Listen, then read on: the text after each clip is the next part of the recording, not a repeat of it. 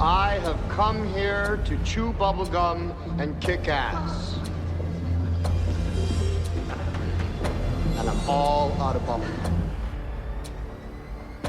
Pain heals. Chicks dig scars. Glory lasts forever.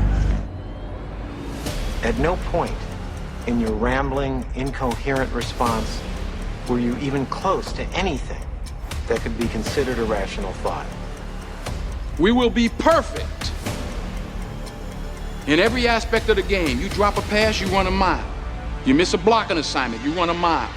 You fumble the football, and I will break my foot off in your John Brown hind parts. Everyone in this room is now dumber for having listened to it. Screw them. This is your time. Now go out there and take it. It's 106 miles to Chicago. We got a full tank of gas, half a pack of cigarettes. It's dark, and we're wearing sunglasses. Hit it.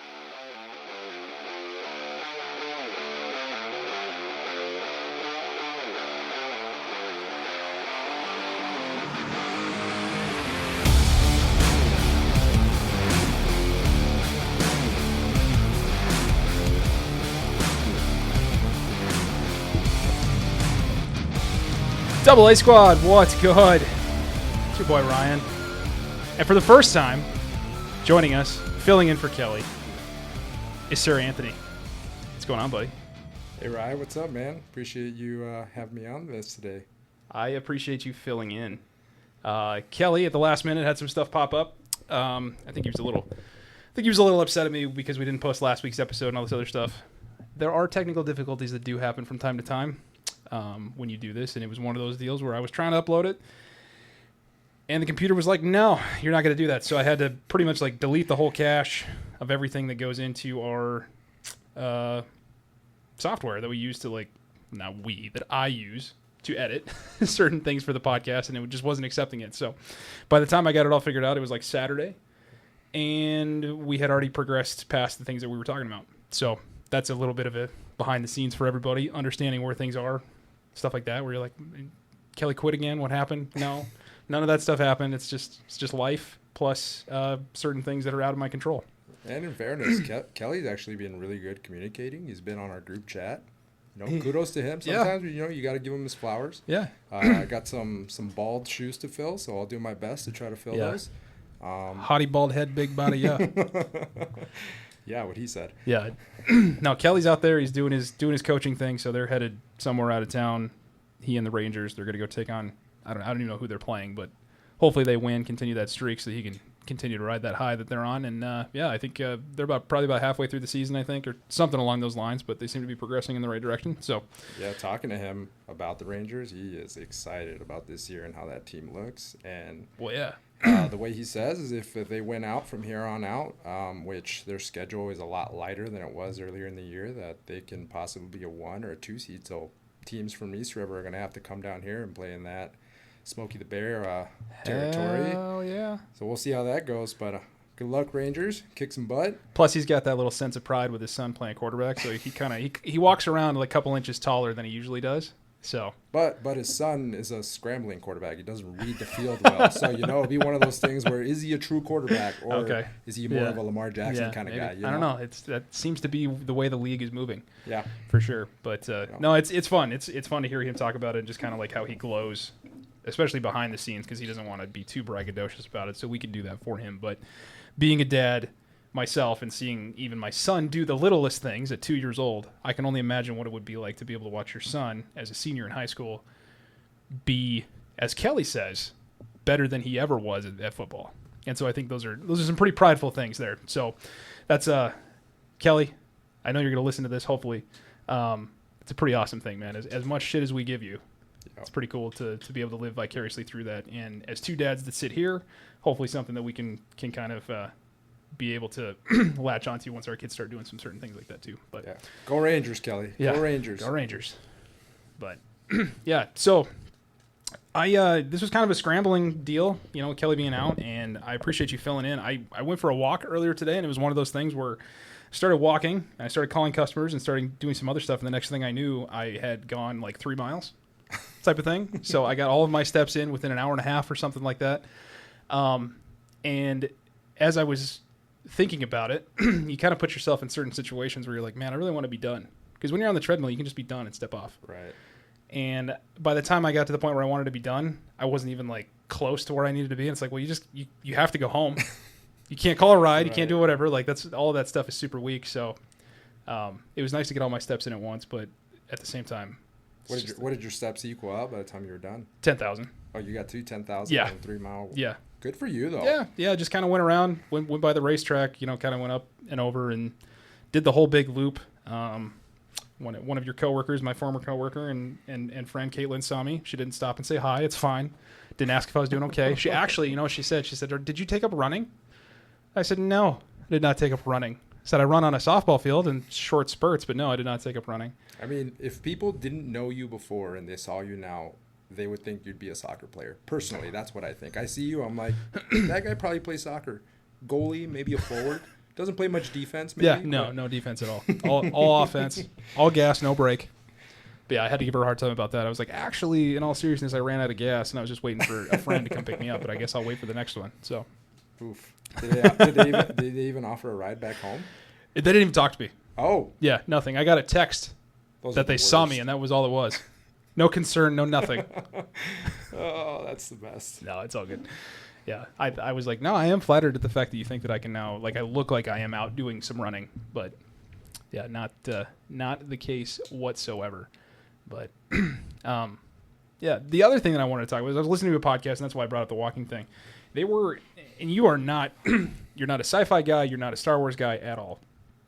And one of the things I wanted to bring up is like how the older you get, the more things that you love tend to die off or get killed.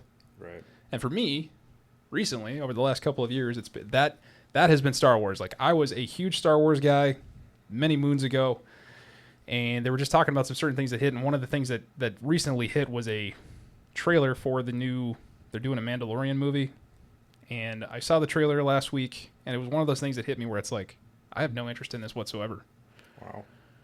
And that's kind of a sad place to be because you want to share interests and kind of with your kids and do different things, and that was one of the things that my dad shared with me. Star Wars and things like that, and it was just like, man, they have killed this. They have bastardized it. They have just milked it into the ground, and sometimes I worry about sports being that way with the way that they change things. Luckily, they haven't changed it too much, and we sit here and we bitch about all the different things that have gone on within the NFL and different rules that they're changing and different things like that. But I think they can do it for good. And one of the things that I wanted to talk to you about was I had sent you a video, I think, last week of, I think it was John Smoltz talking about the MLB and different changes to that. Right. And one of the things that he brought up that I thought was incredibly interesting was having basically you can earn your way to the playoffs halfway through the season. Right. So you basically have 2 playoff runs. So you get to you do well in the first half of the season because obviously the season is so long, and in the second half of the season you can also earn basically either a bye or other teams can make their way into it. Right. You commented on it saying "man of the people." So yeah. Did you like what he had to say there? So the biggest thing with John Smoltz, his big thing was first half of the season, you play it. If you win your division in that first half, you automatically make the playoffs. Second half of the season, the teams, let's just say they're injury-ridden and they finish dead last. For the people that don't know what we're talking about, you finish dead last. That second half of the season, if you have a really good season, you have a chance of finishing first and also getting a chance to make the playoffs. Kind of the big thing that would be the problem would be, would teams take the second half off if they make it in the first part of it? Yeah. And I think that he goes on and says that if you win both sides, you're able to get a bye. Yeah. And it gives you kind of that reassurance that you're at least going to make it to the second round of the playoffs, which is great. But all in all, I think it's a good idea. Football or baseball is just a long season, and we talk about this all the time. Yeah. The MLB is never going to shorten it. There's too much money into it. They're never going to go down to 7 innings because, I mean, we're a product of of people who want the same thing over and over again, and I don't think it's ever going to change. Yeah. It's 9 innings. Set in our ways, right? Yeah. Especially with that, and we talk about it here all the time, where it's like baseball is so, let's stay by the book. It is what it is. Like, you can't ruin the integrity of the game, and yet there's all this other crap that goes on, right? And I thought it was because the reason he brings it up and the reason why I want to talk about it is because next year they're actually going to implement the electronic strike zone. Sure. Right, which baseball purists and all that stuff. Yeah. So are they doing the strike zone, or are they just doing the challenge system? Oh, I was under the impression that they were implementing the strike zone. Oh, because okay. they did it in the minor leagues, and sure. then there was even the Rays were taking batting practice, and they had one of their assistant coaches back there calling balls and strikes, and they had the big electronic grid up in front of him in the outfield, right. And so he would call a strike, and then the grid would show that it was a ball, and they would just give him a hard time, right? Because he missed it. That's but it was my understanding, and the reason why John brought it up was, if you're gonna change that, change the rest of this stuff. Right. Why just change one thing? This is your opportunity to go in and just revamp the game entirely, because that is one of those integral parts of baseball that's been around since the 1800s, where you've got a dude standing in the back calling balls and strikes. Right. So if you're going to change something that's integral to the game, then let's change some of these other things that we don't like about it. Right? Yeah. So, He also talked about revamping the divisions and putting teams that are in the East Coast with teams that are in the East Coast, because they plan on adding 2 more teams, which would be on great. where those I'm go. all for. And that's why he was talking about revamping. And Yeah. I mean, baseball could be headed to a good place, because they have already cut the time from 3 hours to about 2 hours. 2 hours and 15 minutes. They're easier to watch. Mm-hmm. It's just cut some games out. What are we really achieving by playing 162 games? We talk about the dog days of summer, where I know baseball's the only thing to watch, but truly, is it really watchable in June and July, where you're just like, man? No, and I mean, I was even thinking about it just the other day. I think on Tuesday when the playoffs kicked off, I'm like, you want to talk about a sleeping giant? This thing stays dormant from April until September. Right. And then October, it wakes up and it becomes one of the most, if you're a sports fan, it becomes one of the most interesting things to watch. Because it matters. The games actually matter now. You know, you have a 3-game series. If you drop that first one like the Yankees did, now you got to play game 2. And even between, and it's against your rival, against the Red Sox. You can't drop 2 in a row and lose the whole series. So now I think there's 4 1-game, like, winner go home games today. Yeah, something to that effect. The Padres, Cubs. We got Red Sox, Yankees, and then we have the Guardians and the Tigers. Yeah. So 3 of the 4 or whatever. But I mean, it adds so much more, just gravity towards everything. And then if you can do that the first half of the season, because there are other teams that can catch fire. You look at the Braves from a few years ago, they were absolutely garbage the first half of the season. All-Star break hit, they went on a tear and ended up being so hot that they won the whole thing. Yeah. So the Nationals, the year the Nationals won it, it's another example. Yeah. There's plenty of examples out there that teams just catch fire. Yeah. And we talk about this all the time. I know we play slow pitch softball is a whole different participation animal, right? softball. It's a whole different animal. But when you play in those tournaments, it's who's hitting the best right now. And when you catch fire, anybody can win it. Mm-hmm. So I like it. I have been a big supporter of changing certain things about baseball just to make it more interesting, because I think the sport has gone a little bit dry for sure. And I mean, you even see it with some of the youth as well. Like, I always thought that where we lived was a baseball town through and through, and now some of that stuff is shifting. You're seeing a lot of this generation move towards soccer and basketball. Yeah. Soccer, your favorite. I know, right? But for 2 reasons. Those sports are safer. Yeah. Baseball's boring.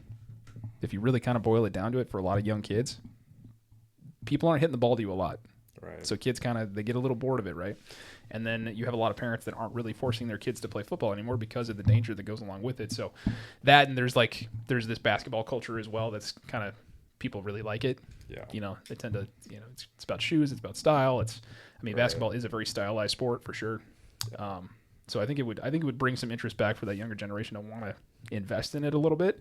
Otherwise, I think the more that baseball resists change and resists bringing in the new generation, the more it's going to fade away, like a NASCAR has, where there's not a lot of interest in it, right? Whereas Formula One has made some changes in order to bring younger generation in and really kind of bolster up those numbers for people to be interested in it. So, Right. So I think he was onto a lot of stuff. If you guys can go find the video of him talking about it, I think it was probably only like a minute or two, but I thought he brought up a lot of interesting things. And to hear it from him, one of like the premier pitchers of his time, bring up those things and not be resistant towards change, I think is a huge advocate towards just making the sport better. I honestly think a lot of those older heads that are playing the game are seeing that the game isn't what it used to be, and that you need to bring something back to spice it up a little bit. You just have to. Even if it's something as small as a big thing that I was a huge fan of is when the All-Star game was going on, and the winner of that All-Star game got home field advantage in the World Series. Yeah. The amount of effort put in by those All-Stars was insane. Yeah. And now it's like, if you lose, what are you really losing? Nothing. And I don't know why you get rid of something like that. It's something so small. Yeah. Something so awesome that you can see the best of the best going full bore against the other team, and there's something to play for. Yeah. You know, the NBA is about to absolutely get rid of their All-Star game. Well, it's pointless, right? Yeah, because nobody cares. Same thing with the NFL. Yeah. I mean, there's just, you know, and we talked about it. I mean, it was one of those things that really was a galvanizing moment for the NHL this last year, where they had that Battle of the Four Nations. Yeah. You know, instead of an All-Star game, they did that, and you're like, America, right? Yeah. Like, let's go. So, like, there was pride in it, and it meant something, and they showed you that it meant something, and so, like, that's all we want as fans, right? We want it to mean something. We want the players to feel the same amount of weight that we do, so that we can live vicariously through it. Right. I think, you know, fans are shorter for fanatics. We're fanatic about this sport, about whatever, and we just want it to mean something. So I think that's why football tends to be such a giant, because it's only 18 weeks, 17 games.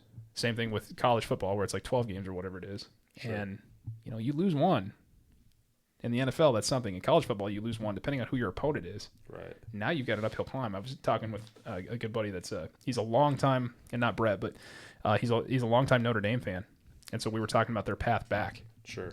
I'm like, man, you lose one or two games to high-level opponents early in the year, and then the rest of your schedule is a cakewalk. Like, you need some help to get back, because now you're not going to have one of those defining wins to help you get back. You can have 2 losses and still get into the playoffs, but like, you're going to need some help. Yeah, that's true. Yeah.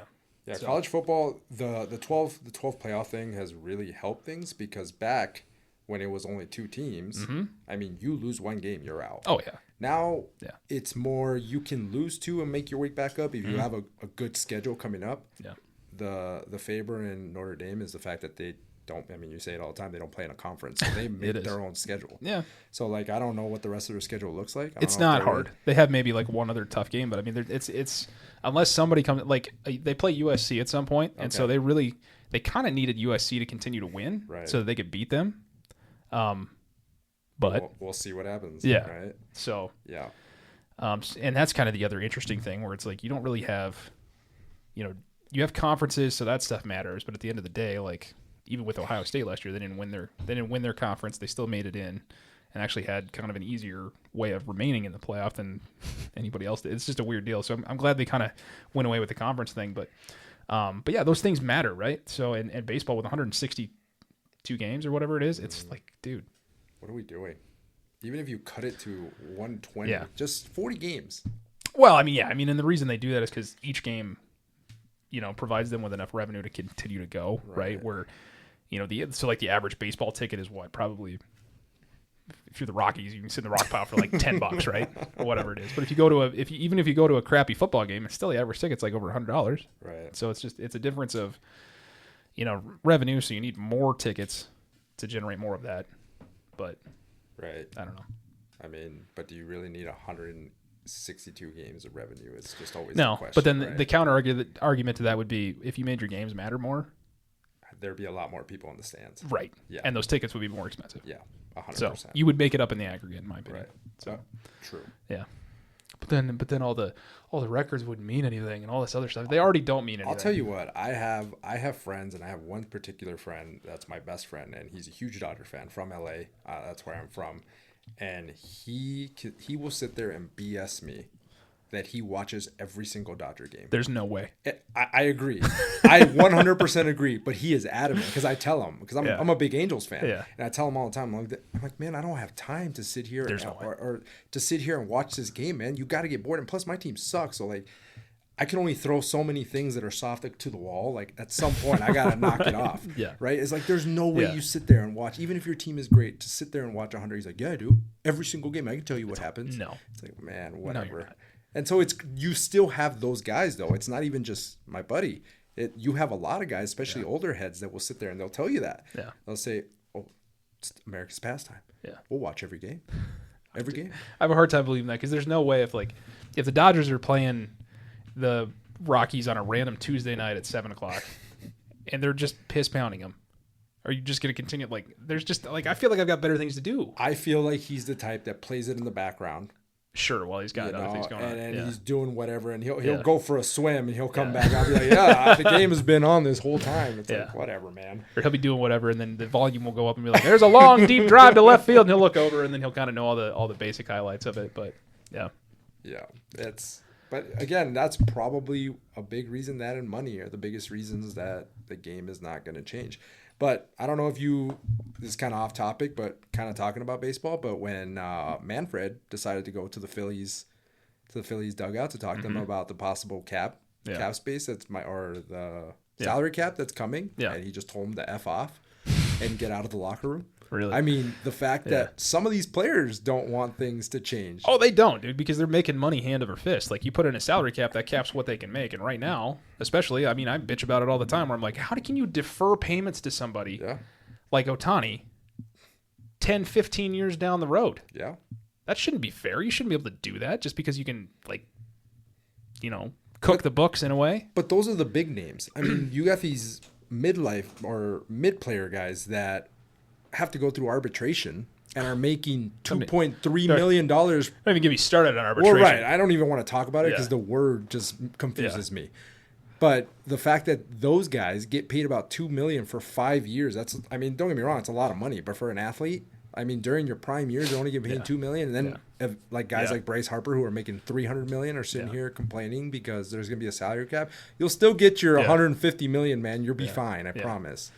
But then, I mean, for those guys that work their ass off for the first 5-7 years of their career and then have to go through basically what is a court system to go through arbitration to get paid or even get any more years is like, this is stupid. Why is baseball allowed to do this stupid shit, but every other sport works normally? Yeah, I mean, where it's like the higher you're drafted, the more money you make because you're a higher, you're a higher value target in a way, and then after that, you either get an option or you don't. Right. And then I applaud what the NBA does, where it incentivizes players to stay. Yeah. Where you can make more money if you stay with the team that you're on because you've been there. Yeah. And it's a significant. It amount is. More. I mean, the Mavericks screwed Luka out of a ton of money. So, and not only that, but like they traded him to a state that absolutely just bends you over a barrel in taxes, So I mean, on top of that, and it's just, so I mean, it's baseball's so weird. It is, and for years we have just brushed it off as like, well, that's just baseball. It's just what it is. You got to accept it. It's like I don't know that we do. But I mean, the biggest reason why, and I know I don't want to go on and on about baseball, but the biggest reason why Kyler Murray decided to play football instead of baseball, where he got drafted top 5, and you see all these big name guys that get $700 million, $300 million, $200 million. That's only if you're like the top 20, maybe not even 20, probably top 15 players in the league. Yeah. Like Kyler Murray knew that if he went to baseball and he was just whatever, he was probably going to cap out at like $10 million a year. Yeah, which he was going to make per year just in the first 4 years of his first round contract for the NFL. And he got his extension, even tearing his ACL, and he's making $200 million in like a 5-year deal or something like that. Well, even Russell Wilson, who was not a first round draft pick. Russell Wilson. But he got, again, you want to tell me how smart the Colorado Rockies are, drafted Russell Wilson. Yeah. But then he goes and plays football. Who he was at the time that he got drafted was going to sit behind Matt Flynn. Yep, I remember. But took the chance anyway. Ended up, and then the rest is history, as we've seen it now, where he's had this weird career. And it's like, by the way, somebody said something the other day that really, it was like, it's true. Has he played himself? I was going to say the exact same thing. You know who said that? His teammate Richard Sherman said that. I think it's an incredibly and Sherman's a smart guy, but it's an incredibly insightful take. Yeah. Because the first half of his career, we were talking about how many Super Bowls is he going to win. There were multiple times, and I think I even mentioned this at some point, and maybe it was in the episode that we never even posted, but like he was an MVP candidate for a while, where he would have this string of like, man, he looks really good for 8 games, and then the next 8 he'd suck, right? You know, and kind of play his way out of that stuff too. Yeah. But yeah, I mean, he did that in Pittsburgh last year. I mean, how the Steelers were reeling, they made the change, and he goes off to rattle 6 in a row. They're pushing the ball down the field, and then all of a sudden it's like, all right, I've had enough. Yeah, limping into the playoffs. I'd had enough. I think I'm gonna go take a shower in one of my 19 bathrooms. That's like the big thing. Apparently, he bought a house with as many rooms as bathrooms, and so people. That was like a story I read. And he's a weird dude. He is. He's got some. I mean, I'm sure he's nice enough, but I mean, there's just some interesting things. Like my brother sent me a text after he got benched, and it was something about like his quote that says like, "I'm not done," or something like that. And I told Jake, I was like, you know, he rehearsed that in the mirror like 6 times. Do you think, though, this kind of scrutiny, I mean, people can sit here and say that they don't hear it, they don't listen to ESPN, they don't listen to, I mean, eventually you're going to have to hear it. I mean, whether it's social media or somebody says something to you or fans are yelling you suck, or I mean, things like that happen. I mean, they do. We're human. People do that. That happens to me every time I walk outside my house. But do you think that's Boo! Boo this man! Do you think that stuff has like a big effect on you psychologically at like some he's trying point? now he's trying to prove it. Well, yeah, like he plays it off like he's fine, but that's gotta psychologically mess your game up while you're playing, right? You feel like you can't make a mistake. If you make a mistake, you're like, well, 6 people are gonna come up to me and probably threaten my life. And nowadays, I would say the way his career has degressed in the last couple of years. I mean, he came riding into Denver on a high horse, man. Like they gave him the contract. He had his own parking spot. He had his own office. They gave him the world, right? Like for reasons I don't even understand. And then obviously that caused some issues once Sean Payton eventually got hired and it was brought in there after the whole Nathaniel Hackett debacle. But it seems like since that went down, he has not been able to mentally recover from it. I agree 100%. In conjunction with a decline in physical abilities as well. Yeah. And like it needs to be studied because I've never really seen anything like it, because usually it's like the mind is willing but the body isn't able.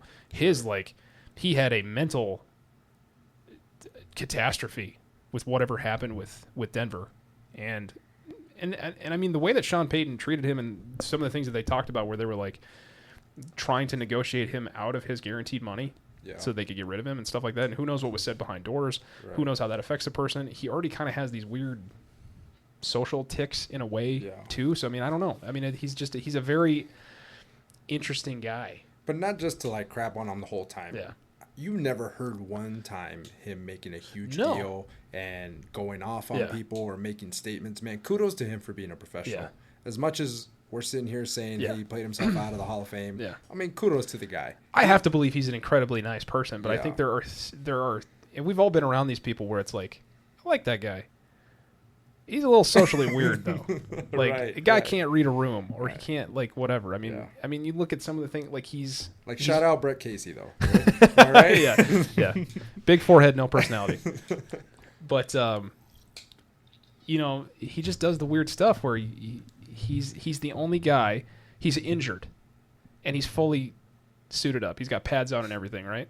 He does that weird Subway commercial where he's like, "It's careful, it's spicy." He's caught on Sunday Night Football role playing through an entire game by himself on the field, right? Taking snaps and like pretending to throw the ball and run through imaginary things. I did not know that. I'll send the video to you. That's insane. Yeah, but he's like he's kneeling, pretending he's in a huddle, and then he'll break, and then he'll go under center, and then he'll either pretend to hand it off or he'll pretend to throw it or do whatever, and like he's like going through the game in his head. In his defense, man, football players have, and Kelly will speak on this. Yeah. We have some weird, crazy rituals that if we don't do them, the worst possible thing is going to happen. Yeah. I'll tell you myself, I played college football for 4 years, and I did the same thing my freshman year as I did my senior year, and I was terrified that if I didn't do it, I'd tear my ACL or something really bad would happen.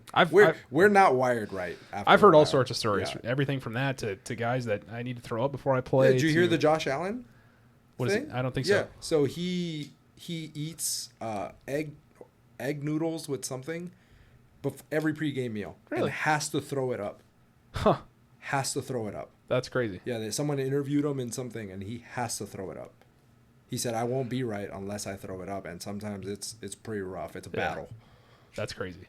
But Yeah. we're not right. I Some heard athletes are not the right. one that I heard was like Adrian Peterson had to play in brand new cleats every single game. Ouch. Had to play in brand new cleats every single game. The blisters on his feet. I guess. I don't know. Oof, ouch. Yeah. So, yeah. They are, I mean, yeah, there's some different wiring going on there for some of those guys for sure. Mm-hmm. But, well, speaking of football, I thought it was interesting and something that I realized while I was out driving around today, but like between our group chat, between you and Brett and Kelly and I, this might be the first time that I can remember where all 4 of our teams actually ended up playing one another on the same week. Didn't even think about that. Yeah, so your Cowboys played my Packers, and then Brett's Ravens played Kelly's Chiefs. Right. So, and you would think coming out of that week, 2 of us would be losers and 2 of us would be winners, but you'd be wrong because the Packers and the Cowboys had something to say about that in a very fun game, a very interesting game, and one that I have never really experienced in the years that I have watched football, to the point where you can have 80 total points scored and not have a winner. Insane. Talk about just a roller coaster of emotions during that whole game, right? I'm in a glass case of emotion. And we were texting back and forth in the group and doing all that stuff and just kind of like, oh, that's a penalty. That's not a penalty. Oh, that was an interesting decision. Yeah. Those type of things. And I think at one point my whole thing was like, I'm just waiting for Jordan to make the mistake, right? And it was almost at the very last second that he almost did make the mistake. If he throws that out of the end zone, anything else? Yeah, it doesn't get batted down, that game is over. Crazy. What was going through his head? I don't know. LaFleur tried to talk about it, and they're like, yeah, it was just one of those things where we didn't have a sense of urgency. Like, guys weren't getting up to the line. Nobody really knew what was going on. I feel like, and this has been an issue. This has been an issue for the tenure of LaFleur, though, because there were things that Rodgers was doing at the time with clock management where I'm like, why are we not calling a timeout? Why are we not spiking it? Why are we not doing, X, Y, and Z and all these other things?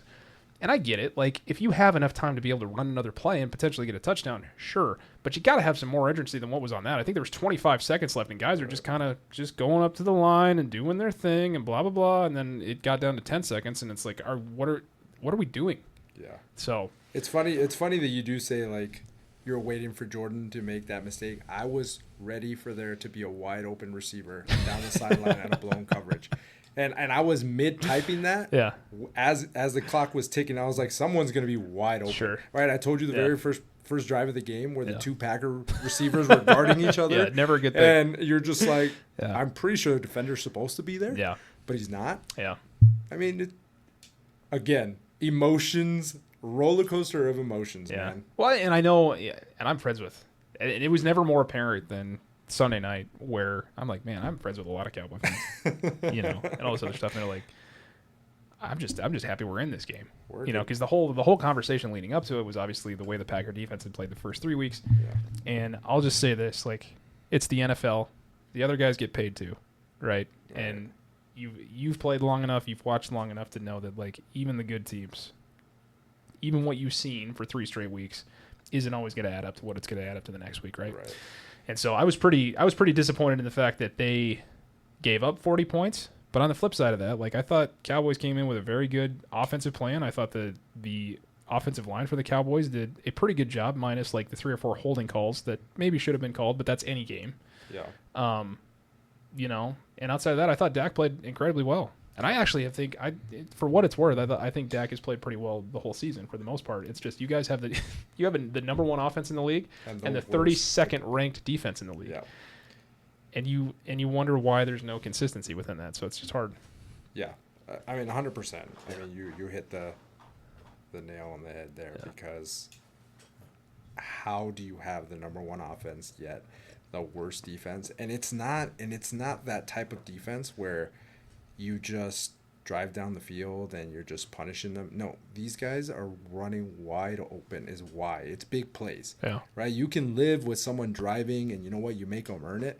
These are not earned touchdowns most of the time. At least the Bears game wasn't. Guys are just running wide open. And it's a lack of talent that we have in the back end. I mean, it's what it is. We have linebackers playing safeties basically, and That's just what it is. Well, and I mean, you gave a lot of money to Deron Bland, who has not lived up to that at all so far. He's been hurt. Yeah. I mean, that's a bit. I didn't think he looked good at Sunday night. I thought he didn't look terrible, but I mean, rusty. He's hurt. He's hurt all the time. Yeah. Diggs has been the biggest disappointment. I mean, he's just doing his own thing. Well, he's all bang. No. Yeah. He got benched. He didn't even start the game. Yeah. So I mean, it's just a matter of like sometimes it's about the X's and O's. This is all, like Kelly says, it's the Jimmys and Joes out there, man. We have a Verizon sales representative playing middle linebacker, Jack Sanborn, shout out. But I mean, my wife will tell you, I'm sitting there because I like to watch the game, but I don't watch the game in the same way I probably should and just enjoy what's going on. I like look at certain things. And I'm sitting there. You missed that. And I'm like, are you going to move today? And Shelby's like, what are you talking about? Like, because it's an incomplete, or it's like a 2-yard run. And I'm like, and I rewind it. I'm like, watch 57. And the dude did not move until Jacobs was 2 yards to him. And it's like, what are you doing, dude? Yeah. Knock it off. It's kind of how I feel when I'm playing third. Yeah. And like you get a hot shot and you're like, I feel like I could have moved a little quicker, you know, like all the balls like by you, and then you decide to take a step and like, right. Yeah. Sometimes the brain doesn't process it quickly enough for the body to move. But I mean, for elite athletes like that, you'd think it would be a little bit quicker. I mean, I find myself a guy that's just been, you know, an observer of the sport for a long period of time where I'm like, you're playing a zone defense and there is one receiver in between the two of you. Yeah. And nobody thinks to go, maybe I should probably, like, he just literally, like, the Cowboys at one point, I think it was just like a 5-yard turnaround type of thing. Mm-hmm. That's all it was. Like, he went to the sticks, he turned around, and he just stood there. And Dak went through his reads and then finally found him. And I'm like, that guy sat there for 4 to 5 seconds before anybody realized, hey, maybe I should probably move closer to him just in case they decide to throw the ball there. And zone coverage, though, like, I get what you're saying, like, observing it that way, but zone coverage is all about eyes on the quarterback. Like, you're supposed to, like, they say keep your head on a swivel, like, see where your guy is at. Yeah. But you're reading that quarterback. You're seeing where he's going. So if QB has good eyes, I mean, that dude will sit there 20 seconds if he has to. Yeah. But I'm with you. I mean, that's fair, too. I mean, and it's something that my brother and I have talked about a long time. Like, there's the difference between players and really good players. Yeah. And those that play outside the scheme that are able to recognize certain things while also doing what you're talking about. Right. And I think that's what separates, you know, like it's the TJ Watts from the league. Right. Or, you know, Darrelle Revis for that long period of time. You got it. Where they can they can play within the scheme, but they can recognize things that they have studied and seen for so long that they can go, all right, I'm breaking outside of the scheme to go make a play. And I think that's the big difference in some of those things. But yeah, I thought the O-line for Dallas held up really well. Micah was still getting consistent pressure. I saw a stat the other day that he leads the league in QB pressure. So I mean, he's still getting there. Obviously, not getting the sacks that everybody loves to see, but I mean, he's still making an impact. So yeah, Pro Football Focus actually ranked him as the #1 player throughout all of Sunday. You wouldn't have guessed that, based on watching that game, just because you pay it. Obviously, as us as observers, we pay attention to what you do, and his one sack was tripping up Dak going into the end zone, right? Yeah. So I mean, but I thought Schottenheimer and I thought Dak put together. I thought whatever plan that they decided to put forward, where it was like, we're not going to sit back there, and I have to think that they watched that Washington game quite a bit. Yeah. Where we got to get the ball out fast. Yeah. We got to get out fast, type of things, and then if we can do that and then keep the pressure off, we can expose this weak secondary that has been an issue for the Packers, but has been kind of covered up the first 3 games because of the pass rush we've been able to get. But I thought, you know, I didn't think there was a lot of interesting pass rush schemes that the Packers were using the first 3 weeks. Like, there wasn't any of these weird stunts that they were using. It just kind of seemed like it was send 4 and our 4 better than your 5. Yeah, pretty much. But I mean, the first 3 weeks, if you go back and watch that defensive line, they were sending stunts. They were sending guys on, you know, they were pulling them and sending them over to the other line to create these gaps, these rush gaps. And I didn't see any of it throughout Sunday night. So again, it's another interesting thing where it's like, if it's not broke, why are you trying to out coach yourself? But again, I'm just a guy. I mean, again, not even trying to talk smack, but truly to allow a team to drop a team like that is super underrated on offense. No CD Lamb. Yeah. You know, your best offensive linemen gone, like, to drop 40 on a defense like that. Mm-hmm. I mean, and I get it. You have an off night, right? Yeah. But I mean, no, I mean, there's any given Sunday. Yeah. I'm 100%, but any given Sunday is usually 21-24, right? Like I would say if we were full strength, that game, to me, I would have been more comfortable. And I told you, we even talked about it earlier. I was like, why are we still in the Sunday nights like schedule? Oh, yeah. We're missing everyone. Like, truly, what are we doing? Yeah. Like, this is And about I was to be with a you. blowout. I was like, dude, flex the Kansas City Ravens game into that. How wrong were we? Huh? Very, very. But even all the talking heads, they're just like, guys, they're gonna kill them. Well, I mean, that's based on what you saw with the first 3 weeks. But you said scheme was a big thing, and the fact that is Green Bay's defense that good, or did they just outplay themselves, kind of thing, right? Like, were they overthinking, thinking, there's so much attention going into this. Now it's all in our head. Now they've scored a couple points. I mean, you got off to a 15-0 lead. Yeah. And then we run back that 2-point conversion, which we talk about all the time. Man, football is a game of momentum. Weird. And that was a crazy momentum play, man. And it carried for 3 quarters. It did. It was a crazy momentum play. And then, I mean, we get stops here and there. But at the end of the day, I mean, it was literally the difference in the game. I mean, it was a 3-point swing. And, it's one of those things where you keep looking at it. Sure would be nice to have 3 extra points on the board right now, So, right. I mean, it's, fun game, though. I mean, the most anticlimactic thing that happened for me was, the Packers got the ball back late in the fourth, drove the field, they lined up for the field goal, and he just put it right through the middle. And it was like a video game. Yeah, it was right through the middle. It didn't even it didn't sway one way or the other, and I'm like, oh. It was insane. Okay, we'll just go to overtime then. Yeah. That was is that what that feels like? Because I haven't felt anything like that in a long time. So that was insane. Yeah. And it was like 53 yards. It wasn't like it was like 30. Yeah, Brandon McManus. I was like, all right, I was a little nervous. And especially with all the special team woes that they've had, not only this year, but I mean, and we can talk about Rich Bisaccia being the number 1 paid defensive or special teams coordinator in the league and never having a special teams ranked higher than 22nd or 26th, excuse me, like 4 years. And 26 is the highest you've ever been? Yeah. It's bad. That's bad. And there's an issue with block kicks. I mean, we've seen it 2 weeks in a row, all that other stuff. But I mean, that stuff was playing in my head. I'm like, they've already blocked 1. And this is an even longer kick, so the trajectory of the kick has to be a little bit lower so that you can get more. It was the whole thing. And then it just went up, and I'm like, all right, we're going to overtime. But a lot of talk online about, like, NFL games should never end in a tie. Like, you've already been there for 5 hours. Let's just find a way to do this. What would be your idea of a one thing? Do you think you adopt the college football? I love the college football overtime. Right? I don't know why we haven't done it in the pros. Or my biggest issue, I was talking to my wife, by the way, her family, huge Packer fans, right? Yeah. And they're the annoying type. They're the ones that make me hate the Packers. Sure. It's not people like you. Like Ryan. Ryan's a really good Packer fan. He may have too much crap. I got one thing up in here. Yeah, I don't want to hear it. I know there's an Aaron Rodgers thing in here somewhere. No. Dude's hiding down there smoking some, Ayahuasca. But anyway, I just told her, I was like, I'm not a fan of the NFL in the regular season adopting that rule where both teams are going to get the ball regardless. I'm all for it. If you score a touchdown, hey man, you got schooled. Touchdown, it's over. Yeah. I'm all for if it's a field goal, hey, give the other team a shot. But in the regular season, I mean, the odds are if both teams get the ball, you're going to run out of time. Yeah. That's just what's going to happen. But I mean, playoffs, I'm all for it. Both teams get the ball, even if you score 7 points. Yeah. But I don't know. I was just kind of like, it is what it is. I think, there's 100 different ways to look at it, right? Like, I think you can give each team a chance. I mean, we watched double overtime with Oregon and Penn State, and it's like, all right, that's a lot of fun, right? Mm-hmm. And you want your best players making the difference in the game. So, I mean, would you rather have, your shoddy defense out there trying to stop Patrick Mahomes from scoring a touchdown? Or would you rather have, like, your best player on the field trying to match that every single time? And so, I mean, the other idea that I saw get brought up was something about you do it like PKs. Did you see that? So you take your kickers out there. Oh, yeah. I know exactly what you're talking about. Yeah, you start at the 30, so you kick a 30-yard field goal. If you make it, then the other team has to kick a 30-yard field goal. And then you back up 5 yards every single time, and then you do this for, like, until you reach, I don't know, whatever.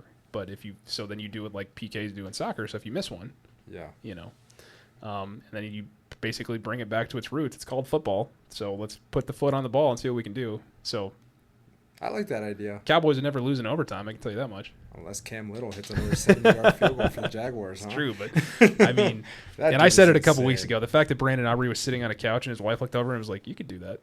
And he's like, you're damn right I could, and then just comes in and does it better than anybody's done it in the last few years. Which, it proves, man, all you need is a shot sometimes. Yeah. All you need is a shot. You need a shot, you need to stay out of those massage parlors. Yeah, apparently that's a thing. That's becoming a thing here in the NFL. Oh my gosh. Yeah, Think Justin Tucker gets another shot ever? Or you I don't think so. he's out? I think he's done. He's blackballed. He's done. Yep. I don't know. Listen, McManus was under the same scrutiny for a while, but his was a different thing where it was kind of allegations, right? And then they got him cleared up, and now he's back, right? So, who knows? Maybe, but I mean, his age isn't helping. That's for sure. Right. So it'll be interesting to see. But was there anything that stood out to you outside of obviously that weird 40-40 tie where you're like, oh man, you pre-show you had mentioned the Colts. Are the Colts for real? They were obviously a couple of weird plays away from being 4-0. Yeah. Actually, if it weren't for one specific player that cost them 14 total points based on bonehead mistakes. And he's an old Texas alum too. That makes it even worse. That's a bummer. Oh. Yeah. But I mean, I would say how big of a whooping the Chiefs gave the Ravens. I mean, I know we talked about, Kelly versus Brett because we had them two go against it, but I did not expect that. It wasn't even really a competition. No, I didn't expect that at all. And it's all because Steve Spagnuolo had Lamar Jackson's number. Has had it. And he has had it, and he did that game. And it was a matter of, we're not going to let you scramble. We're going to sit in the pocket. Hopefully your receivers can get open and make the throw. And that's what happened. And he just completely took him out of it. Another question. Do you think Lamar Jackson, that's a playoff game, he stays in the game? Yeah. Yeah? Yeah, I do. And obviously, he's got the hamstring now that they said is week to week or could be 1 to 3 weeks or whatever it could be. I don't know. And whether that's just optics based on the way that game went. But, I mean, there was a lot of buzz, not only within our social groups, but also on Twitter of the fact that, did they just quit? Did he quit? And I would like to give him more credit than that. Yeah. Because I know that he's a competitor. I know that, I don't feel like that's within his character just to say 17 points, I've been getting my ass kicked all day, take me out. Right. So, the way it happened. It was weird. Right? It was weird. It wasn't like what the Bengals did on Monday night, though, where that team just was like, right, we're done. Yeah. You could see it on their faces, on the sideline, all that stuff. But, I mean, it was just, and obviously there's some validity to it where he's not going to play for the next couple of weeks, and they need wins. Sure. So, Baltimore's in a weird spot at 1-3, but their schedule gets easier. I mean, I still view them as a playoff team. So, I mean, is their offense good enough to carry how bad that defense is? Sorry, go ahead. No, not if they're going to consistently make the stupid decisions that they make year after year after year. Where we talk about when we get frustrated with the Ravens and their offensive production. Typically, what is the one thing that we always gripe for them on? Why are they not running the ball? Yeah, right. They realize with their running back, right? They realize they have Derrick Henry on their team, right? Right. For the last 2 or 3 years, that has been the biggest thing where it's like, why did Derrick Henry only get 10 touches? Why did he only get 8 touches in this game? Right. It's like they go away from what their identity is and they try to overthink themselves. Do you think it's because of a game plan? You think it's, hey, they're going to stack the box, so we're just going to check out of these plays and we're going to let Lamar just do Lamar? It could be. I mean, they're looking at number 95 down there in the middle, and they're like, we're not going to be able to move the ball at all, which, right, I mean, is a fair assessment, but at the same time, you still have to be able to, I don't know, you have to be able to do something different. I know John Harbaugh's not the offensive guy, but, hire the right guy for once. Yeah. Do something that we can stop having the same conversations that we always have about this team, where you can't beat Patrick Mahomes and the Chiefs are your biggest bugaboo, and every time we talk about you trying to get over that hump to beat them, you don't do the things that you should do. You come up with a game plan that just doesn't seem to work, and maybe it is more Spagnuolo taking them out of that game plan because he is who he is. Yeah. I think there's more data showing us on him that he is he's that guy, the GOAT when it comes to defensive coordinators, right? Right. Same guy that took out Tom Brady twice in the Super Bowl. Yeah. I mean, he's that guy. Yeah. But are we just not going to make a big deal about what this Baltimore Ravens defense has become? When you think Baltimore Ravens defense, right? You think hard nose, you're going to earn every yard. We're going to play you tough. That's Harbaugh. You're gonna feel us, but that's on Harbaugh. But even before this year, the defense has always been pretty decent. Yeah. They're always good. You talk about that Ravens team. What happened? Yeah. There's no way Harbaugh happened. Harbaugh has been there for the last however many years. And I guess that was kind of what I was going for, where it's like when you describe them that way, Harbaugh has been that. So that hasn't changed. So what is it now? I mean, they obviously as I'm looking at this, they have Roquan Smith, who's going to miss a couple games with hamstring and some other different injuries and things like that. But I don't know. Is it just like one of the things that as a Packer fan we've always talked about? Is it talent or is it coaching? Right. I would say this is probably a talent issue because the coaching's been there. Sure. We've seen it. Right. You just made a great argument for it. Right. Unless Harbaugh's all of a sudden just forgot how to coach. Or like you guys talk about, when is it time that you need a new voice in there? You and Kelly talk about it all the time. When do you need a new voice in there? Yeah. His brother, when he was in the Niners, were constantly winning, right? Year in, year out, they were winning the NFC West. Yeah. And then all of a sudden, it's like you start to lose those guys because they hear the same message. You say it all the time, right? You hear the same message, and at some point, you're just like, dude, shut up. Yeah. No one cares what you have to say. Oh, great. You're going to say that again? Here we go. Cool. Here. Yeah, Let's tight. hear the rah-rah speech. Woo. So is it that? Is it the guys are as much as you love the coach, as much as you, hey, he's my guy, is it just time? Could be. I mean, we're only, they had quite the gauntlet to start the year. They did. So I'm going to wait. I think a lot of this is just like we're in it's in an echo chamber. It's all stuck in a vacuum and everything's heightened. It's the first quarter of the season, right? We're 4 games in. I don't even think we really know who some of these teams are yet. Somebody's going to end up being a completely different team by, the end of December than what we're talking about here. Right.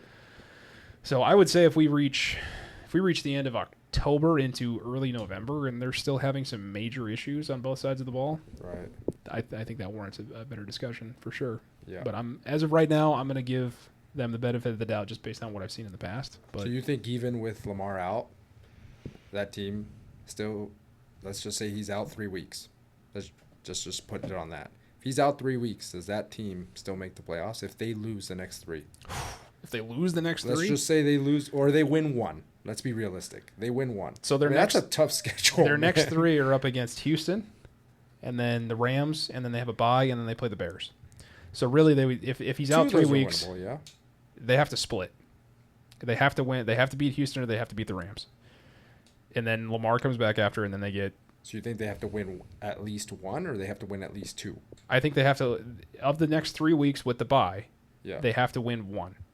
Okay. So I think they have to beat Houston. So you think at 2 and 5 they're still alive?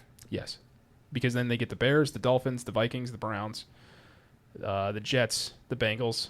Steelers will be an interesting one. The Bengals again, like they get pretty easy down the stretch here. It does loosen up a lot. So and depending on what's going on in the AFC, I think the division is out for them, but I think they can squeak in as a wild card. I don't know, man. Steelers find ways, man. They find ways, and we talk about it every year. Well, I think the Steelers win the division. Yeah, but weeks 2 through 8 or 2 through 6, they look great, right? Those first 2 weeks. Oh, yeah. They kind of just like, who is this team? And then for about 4 or 5 weeks, they do really well, and then they just fall off.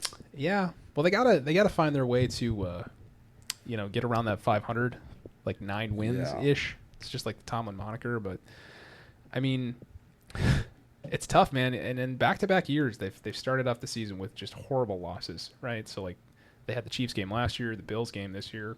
And then it's just like they can't seem to kind of get over the hump with some of those. Look at these points allowed, though. Yeah, 37, 38, 17 to the Browns. But then obviously the complete and utter total collapse against the Bills where they were up, 14 with 3 minutes left.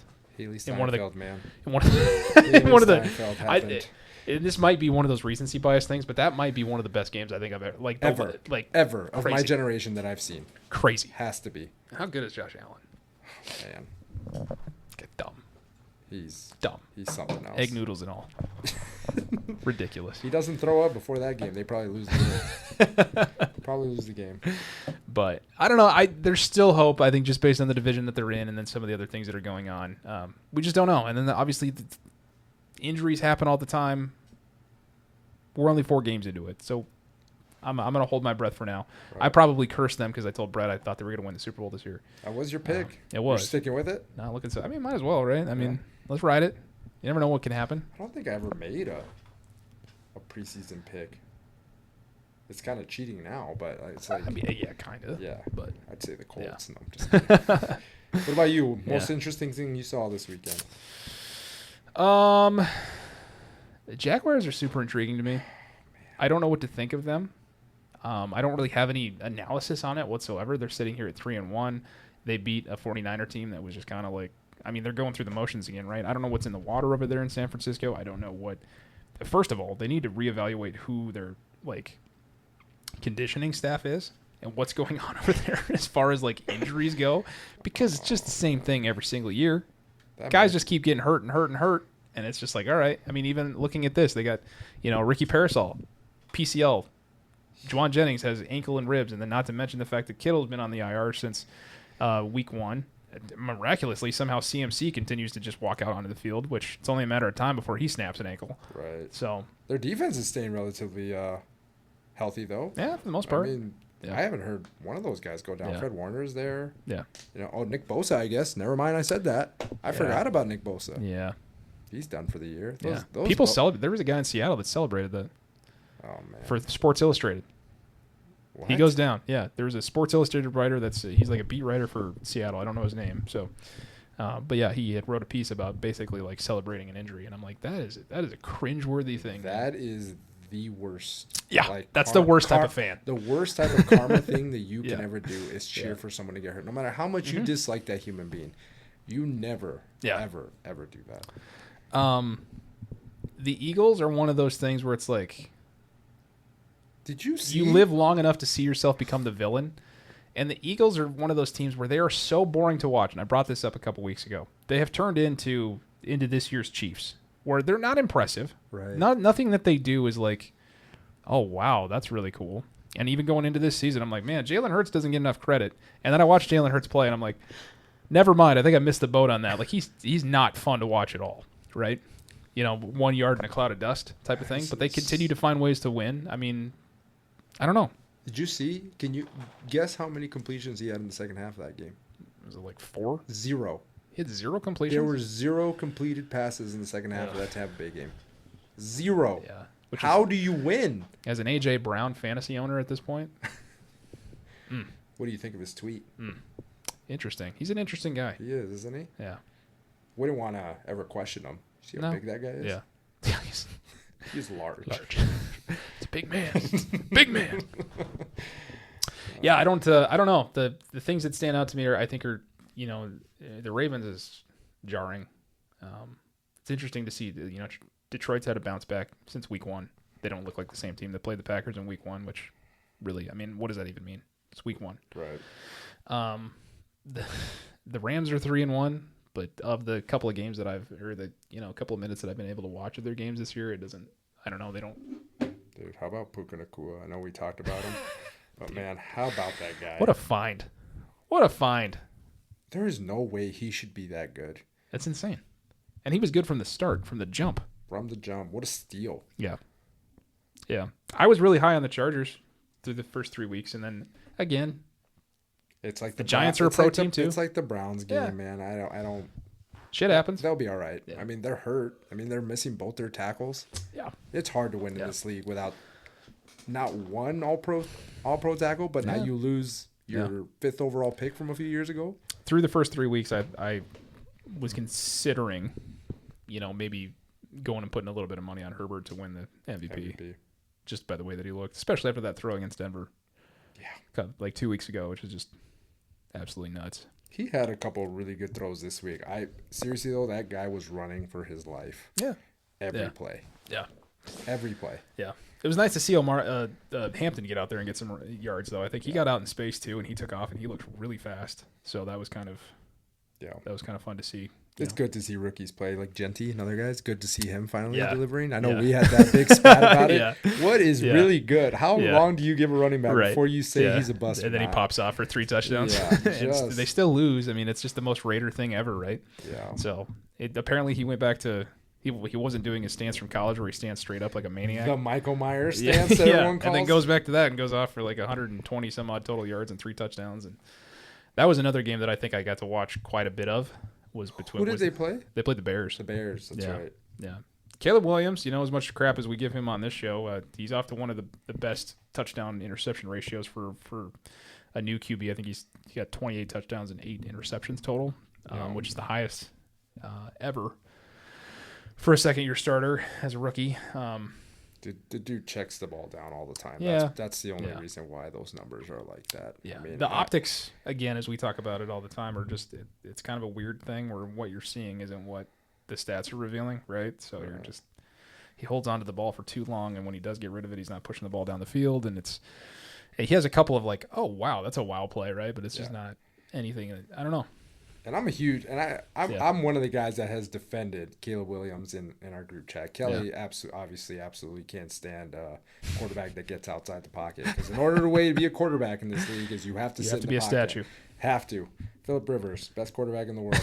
But anyway, I'm a big supporter, and I want to see him do well. But man, he just sometimes you watch guys and you're just like, I don't think you're it, man. Yeah. I watch him and I'm just like, I want you to be him. I do. I want you to be it. But right now I can't. As we've talked about before, he's very like Karl Anthony Towns-ish, right? Stop. Not only in mannerisms and kind of that zestiness, but he's got these flashes of like, man, that guy's good, and then he'll just disappear, right? Or he won't make the right play, or he'll do something like incredibly dumb that you just don't understand. And he just doesn't seem to kind of have the it factor, right? Right. And the big thing with Caleb is he has the ball in his hands every play. So you can disappear from a game as far as stats, but you can't disappear. They see you every play. Yeah. So it's just kind of a like, who are you, Caleb Williams? Who are you? I don't know. What color are the fingernails this week? Weird. Weird stuff, but football's in a good place right now. I think the season's off to a very interesting start. I think there's plenty of storylines. The big thing now that everybody's talking about is like who's next on the coaching hot seat, right? So like Tennessee has looked absolutely terrible, through the first 4 games. Like it doesn't even seem like there's been an improvement. They're not even giving Cam Ward a chance to look good. Like when you can't even run a screen like a wide receiver screen correctly, where all 3 wide receivers are going out to block. Like that's a coaching issue. Like how are we not getting that right? Simple stuff like that. So I mean, there's been a lot of people betting on how long Brian Callahan will be around. That organization has not given the coach, has not given that quarterback any chance to succeed, though. Yeah. Other than, can you name a receiver? Other than Calvin Ridley, who drops everything? That Ahoy Mignoy guy. Exactly my point, man. He's good. He's good. He's on my fantasy team, and he's done pretty well. But I mean, I'm saying, can you name, like, what has that organization done? They got Tony Pollard. They've got Calvin Ridley, Ahoy Mignoy. I don't even know how you pronounce his last name. Is that SpongeBob episode? yeah. Doodle Bob. But I'm just like, what is this team doing for this kid? I don't know. I don't even think I can name a defensive player for the Titans at this point. I think they have Amani Hooker is the only guy I can name. Oh, they have L'Jarius Sneed from the Chiefs. Shout out Chiefs. Sneed, yes. Yeah, which looks like a shell of himself too. Yeah. But I mean, in the words of Cam Ward, we ass. Have you seen that game? That interview? Yeah. Just we ass. Man. Yeah. And it's like, I feel bad for him. Poor guy. He's likable. Yeah, he's and so I think he can be good. He just needs to be given a chance. So we'll see how that whole thing shakes out. But I don't. Man, you imagine being the team that loses to them this year? Dumpster fire, man. There's an absolute. Who's worse, them or the Saints? The Saints showed a little bit of promise against the Bills, though. I mean, we were even kind of talking about it where it's like there were glimpses, like they were kind of doing some certain things. Yeah. But then, I mean, they run a terrible 4th down play where they try to do the Philly special, and it was just like, what are you doing? And now you're trying to get too cute. Yeah. And then they run a terrible 2-point conversion play where they just do a draw with Rattler. And to Rattler's credit, as much as I, maybe don't think that he's that great, I thought he was making some decent throws against the Bills, and that game was closer for a longer period of time than the final score would have you believe. But if he makes that throw in the end zone to Brandon Cooks, I mean, they take the lead for sure. So you're right. For sure. But there's at least something you can hang your hat on with the Saints where you're like, man, I could feel something here. That I feel nothing for Tennessee. I don't know how the trajectory goes up, right? Like I don't. Like, would you say like bring them down and move Ohio State up kind of thing? Like I mean, at this point, right? Like it just doesn't seem like there's anything moving in the right direction for them. I mean, there's at least playmakers and some stuff going on for the Saints that I feel a little bit better about. I mean, the Jets are another team sitting down there at the bottom where I'm like, this was supposed to be a culture change with Aaron Glenn, and it's been bad. It's like Aaron Glenn said, Dan Campbell had like that dude did not know what he was doing. Let me show you how to do the complete opposite, because that team looks like the most uncoached, just lethargic, don't give a damn kind of team. Yeah. But I mean, to their credit, you look at the 4 games that they've played. There's only one where they've been blown out. I mean, it's been 1-score games and stuff like that. So I mean, that would be a way like maybe a silver lining for that, where they're being competitive. So I mean, we'll see. They're going up against a terrible defense in Dallas this week. Yeah. Can they continue to be competitive? But that comes back to what we talked about. Like, this is 100% a coaching thing, because this is not talent. Yeah. This is stupid penalties after stupid penalties that are consistently bringing you back and giving you chances to win. Yeah. That's the thing with the Jets. That's not a roster problem. They've got guys. And Justin Fields looks really good. That game they lost to the Bills, he got a concussion in the first quarter. Yeah. So, I mean, every other game he's played, I don't think they need to draft a quarterback. I think they've got a guy. Yeah. So, I mean, I like Justin Fields. I think the Steelers were dumb to let him go. I got my ADHD brain going on here, but you talk about concussions, and all I could think about was Tua talking about his watery brain just kind of floating around if he eats too many carbs. Did you? No. He did a press conference, and he was talking about what his doctor told him about concussions, and he's like, "Yeah, I have to eat a lot of carbs, because otherwise, like, then I don't have enough." I'd have to go look at it, but the quote was talking about how there's too much fluid in there or something to that effect, and I'm like, man. And this dude's still playing football? Yeah. Yeah, I mean, you saw him. He was out there. He was doing things right up until Tyreek, snapped his leg off at the knee. Oh, my. That guy went into shock for sure. I know you. So you sent that message. I hadn't seen the play. Oh, yeah. And you said he's celebrating. And then I watched it, and then there's like a doctor in the background kind of going over what's going on. He's like, he's not celebrating. He's in shock right now. Well, I mean, he not only did he dislocate his knee, but he tore about every ligament in there. Right. All the memes came out that all he had was a dislocated knee, and it's like, you're saying I don't have to go. You're saying I have to go back and play. You're right. It's all those memes, but it turns out that he tore every possible ligament in that knee. Yeah. So it's like, does a guy like that, can he recover for everything his speed and quickness?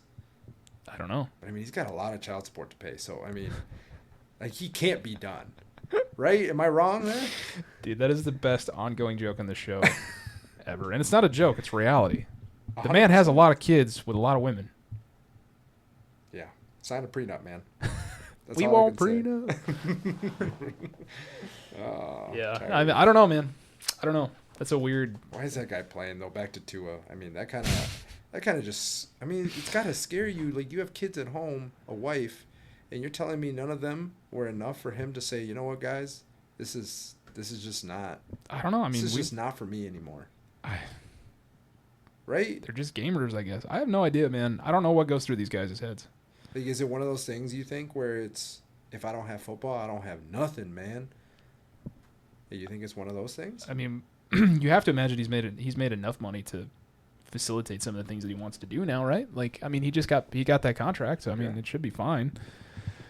So I don't know. I couldn't tell you. I mean, we talked about it at the beginning. You're talking about the same guys that have to puke before they play games, or guys that wear new cleats, or guys that have to do weird rituals before they play, and yeah, that's insane. I think trying to understand it, I think you're going to talk yourself in circles because none of it makes sense. Back to, I know this is way off topic, but we were talking about Tyreek Hill having a lot of kids.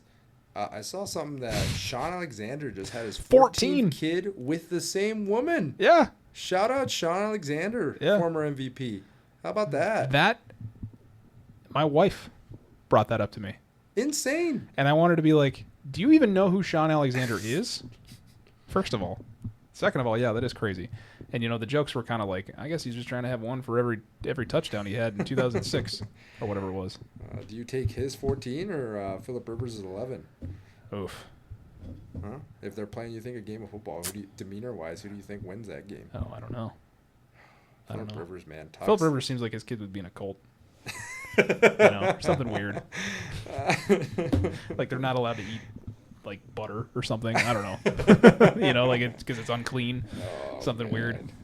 Crazy that a guy who doesn't curse and has never cursed in an NFL game could be the most hated guy on a football field. That's crazy. I've always liked Phillip. Apparently, all he does is talk smack. like bad smack, but never curses. That's an impressive feat within Isn't that itself. no, you've never seen those videos? Like I'm sure I've come across it, but I guess I didn't realize that he wasn't, using any profanity. He goes, dag nabbit all the time. Shoot. Those are his big ones. Dag nabbit, like shoot. an old-timey prospector. Yeah. Shoot fire, man. And he would just talk smack to these guys. So the Tua quote, to go all the way back, he says, your brain kind of sits in fluids. If there's not much carbs when you drink water, it'll just flush out, so you can't stay hydrated, is what he said. So his doctor wants him to eat more carbs, I guess. I don't think he knows what he said, man. I don't know. He's not all there. Poor guy. Yeah. For me, from what I come to know or come to understand from what the doctors were talking about is, your brain kind of sits in fluids.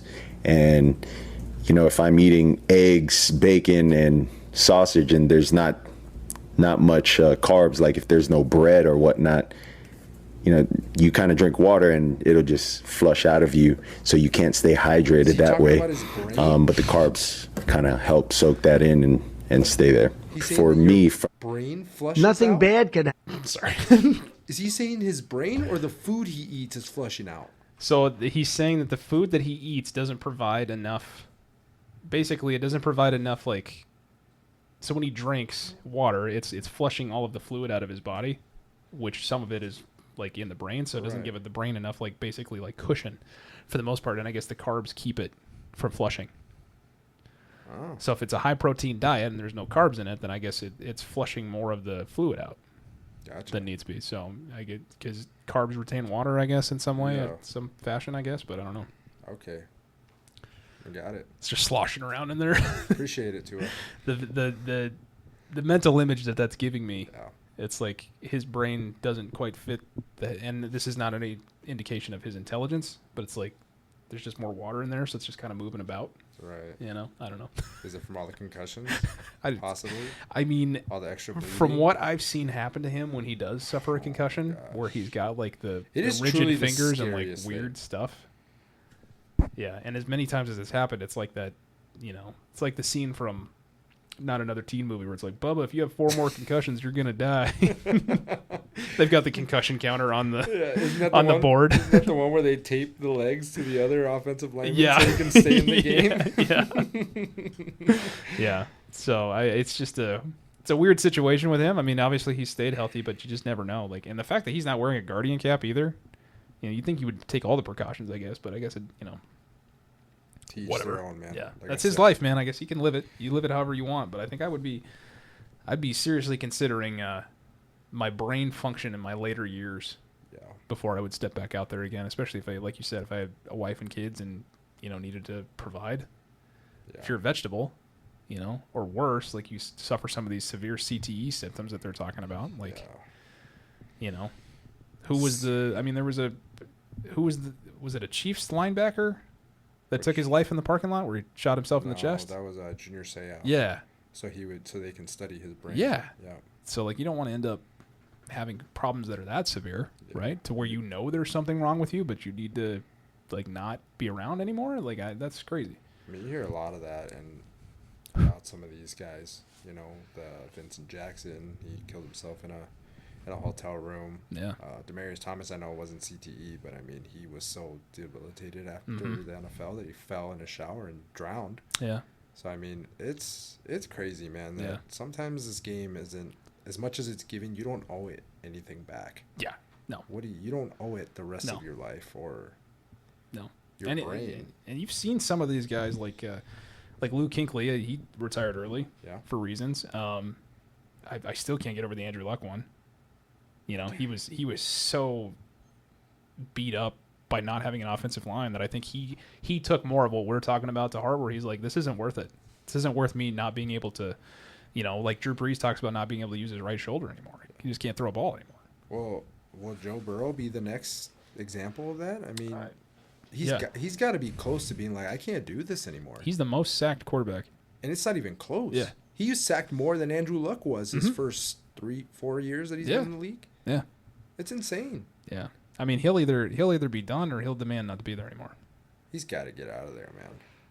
And the Bengals, as cheap as they are, they won't ever do anything. Yeah. I mean, that's it. Compared to the other franchises in the league, it's one of those things where it's like they're a dollar store franchise where they don't spend any more than they have to.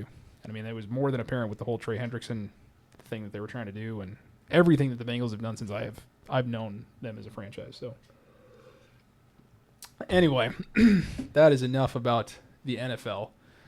We will move on to college football to kind of round out the show here a little bit because apparently last weekend was the best college football weekend of all time, and I think I got to watch about 3 hours of it for the most part because I was the guy.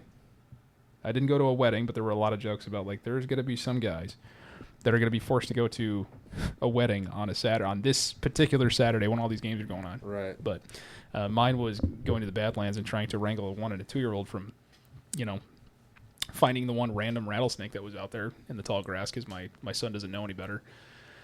So we were out there. It was windy, all that stuff. So I got to miss a good majority of the games. You, on the other hand, got to sit down and watch, I think, from what you said, pretty much all of it for the most part. You sat down in front of your YouTube TV, got the quad box going, and just you and the daughter soaked it in. Talk about complete opposite weekends, though.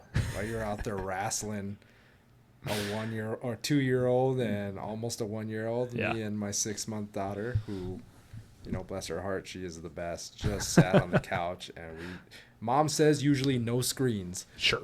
I was like, look, Mom, you're at work. Yeah. We're watching football. She's got her Texas Longhorn. Even though we didn't play that weekend, we put our Texas Longhorn onesie on and we soaked it in. And let me tell you, man, you missed a weekend. What was your favorite game of all of it? Was there one that stuck out to you? You were like, man, that was fun. I had more fun with that one than I did of any of them. Because I mean, you had Arizona State, TCU, you had Illinois, USC, you had Bama, Georgia, Oregon, Penn State. So if we're talking just Saturday, I would say the one that stuck out the most would be between the Oregon game and that USC game. Okay. And my daughter takes a mid-morning nap, I like to call it, because she likes to wake up early right now. Right now she's in a stage where she learned how to go from her back to her stomach, but hasn't learned to go back. Oh, sure. Yep. So she wakes up about 5 times a night screaming because she's like, this is where I messed up. Yeah. And she's like, flip me back over. And so I've made poor decisions. So now, right. So she takes a mid-morning nap around 9, 10 o'clock and will sleep for about 2 hours. Yeah. So I got to watch that game, specifically just got to watch that game, and man, back and forth. And and sorry, not to mention even Florida State. That's the one probably Virginia. that I would say. And is that the one where somebody like they came out onto the field and like pretty much trampled everything? Everything. Yeah. Dude, the guy dropped the ball in the end zone and was still on the ground, and you just see a sea of people just running through. They made a fake obituary for that guy. Dude, that's gonna be so dangerous. Oh, absolutely. Dude, that Florida State receiver was still on the ground and he disappeared. It was like that Mufasa freaking scene. Oh, absolutely, where dude. It was trampled. instantaneous. It was like the minute they knew that ball was hitting the ground. You imagine if there was a penalty on that play? Yeah. Like, everybody for real. Clear out, please. Yeah, all right, everybody back in there. And you know what the craziest thing about that whole thing is the committee I think the amount is like they fine now. They said they don't want any more fans rushing the field, so they're fining the schools like $750,000 every time you storm the field. That hasn't stopped anything. Let me tell you that right now. Well, because the students aren't paying that. Well, yeah, but they can have more security. They're basically saying we'll pay it. Sure. We don't care. Yeah.